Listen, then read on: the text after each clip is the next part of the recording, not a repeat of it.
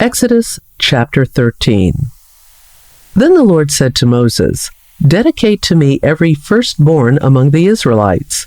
The first offspring to be born of both humans and animals belongs to me." So Moses said to the people, "This is a day to remember forever, the day you left Egypt, the place of your slavery. Today the Lord has brought you out by the power of his mighty hand. Remember, eat no food containing yeast. On this day in early spring, in the month of Abib, you have been set free. You must celebrate this event in this month each year after the Lord brings you into the land of the Canaanites, Hittites, Amorites, Hivites, and Jebusites.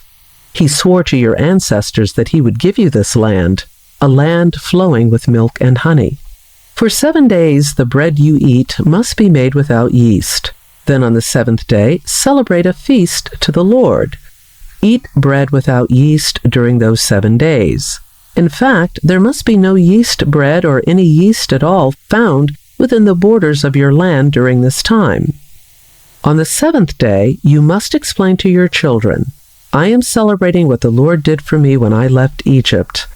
This annual festival will be a visible sign to you, like a mark branded on your hand or your forehead. Let it remind you always to recite this teaching of the Lord. With a strong hand, the Lord rescued you from Egypt.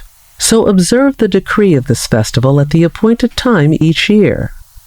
This is what you must do when the Lord fulfills the promise he swore to you and to your ancestors.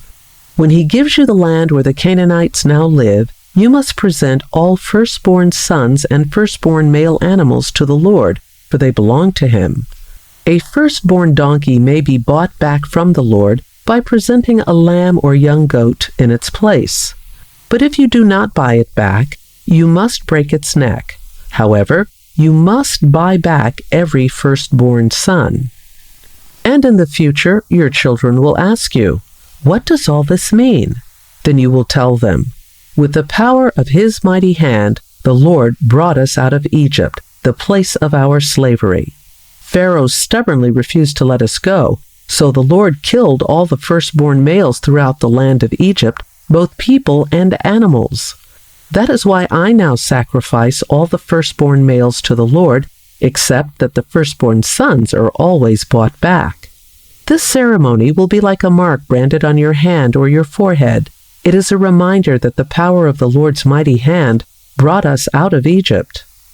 When Pharaoh finally let the people go, God did not lead them along the main road that runs through Philistine territory, even though that was the shortest route to the Promised Land.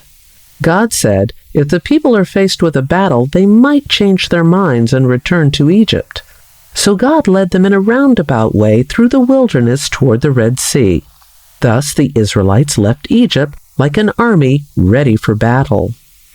Moses took the bones of Joseph with him, for Joseph had made the sons of Israel swear to do this. He said, "God will certainly come to help you. When he does, you must take my bones with you from this place."